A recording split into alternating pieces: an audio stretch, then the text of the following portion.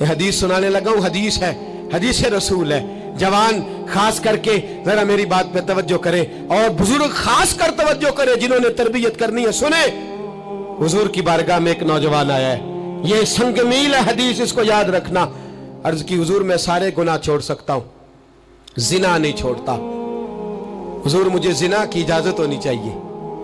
میرے حبیب نے تھپکی دی، بٹھا لیا.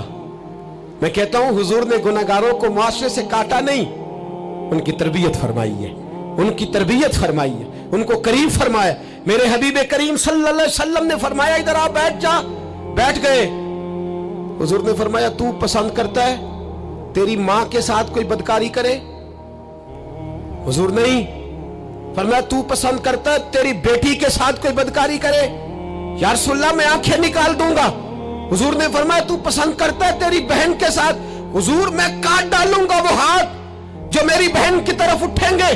فرمایا تو پسند کرتا ہے کہ تیری خالہ پھپھی ممانی کی طرف کوئی ایسی حرکت کرے؟ حضور میں کاٹ کے رکھ دوں گا ان لوگوں کو جو بات بھی کریں گے. میرے حبیب نے فرمایا اچھا، جس کے ساتھ تو بدکاری کی اجازت مانگ رہا ہے وہ کسی کی ماں نہیں لگتی، وہ کسی کی بہن نہیں لگتی، اور کسی کی بیٹی نہیں ہوگی؟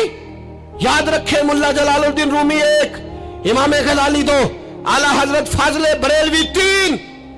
بزرگ متفقہ طور پہ لکھتے ہیں، فرماتے ہیں جو گند کے ساتھ دوسرے گھر میں تاڑتا ہے وہ اپنے گھر کی خیر منا لے. جو گندی نظر دوسروں پہ رکھتا ہے وہ اپنے گھر کی خیر منا لے. اس لیے کہ جو جرم وہ کسی کے کھاتے میں ڈالے گا وہ سزا بن کے اس کے گھر کی طرف لوٹا دیا جائے گا. جو بدکاری وہ کسی کے کھاتے میں ڈالے گا وہ سزا بن کے اللہ اس کے گھر کی طرف لوٹا دے گا. اگر اپنے گھر کو پاک رکھنا چاہتے ہو تو دوسروں کی طرف پاک نظر رکھنی شروع کر دو. اگر چاہتے ہو کہ تیرا گھر بے عجیب معاملہ ہے نا، بیٹے کو تو پسند کی شادی کی اجازت ہے تو بیٹی کو اجازت کیوں نہیں؟ اگر تیرا بیٹا پسند کی شادی کرے گا تو یاد رکھنا پھر جب کسی کی بیٹی یہ لفظ بولتی ہے پھر عزتوں کے جنازے نکلتے ہیں، پھر اوریانی فحاشی کا جو ہے وہ کلک لگتا ہے ماتھے پر. پھر یاد رکھنا چاروں جانب سے رسوائیاں تیرا نصیبہ ہوتی ہے.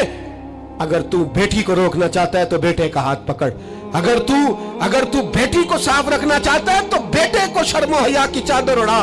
اگر تو بیٹیوں کے کردار کی حفاظت کرنا چاہتا ہے تو پہلے بیٹے کو پابند شریعت بنا.